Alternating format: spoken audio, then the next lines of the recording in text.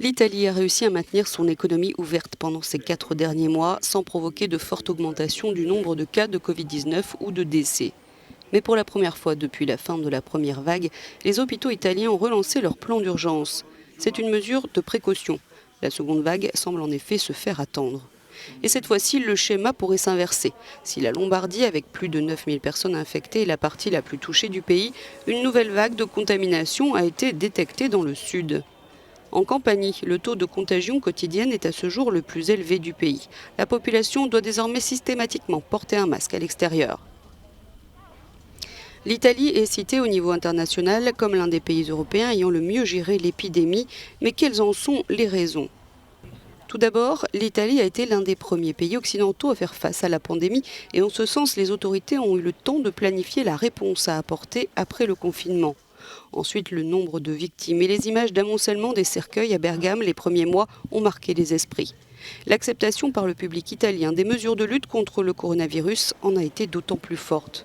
Environ 80% des Italiens interrogés selon une étude récente de l'Imperial College of London sont heureux que le port du masque soit obligatoire.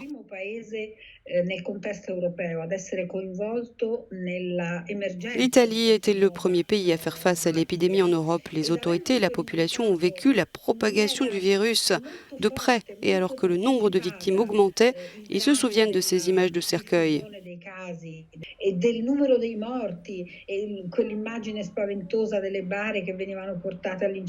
Les gens se sont donc sentis très impliqués émotionnellement et ils ont conservé ce souvenir d'une manière qui les a tout simplement amenés à plus de discipline.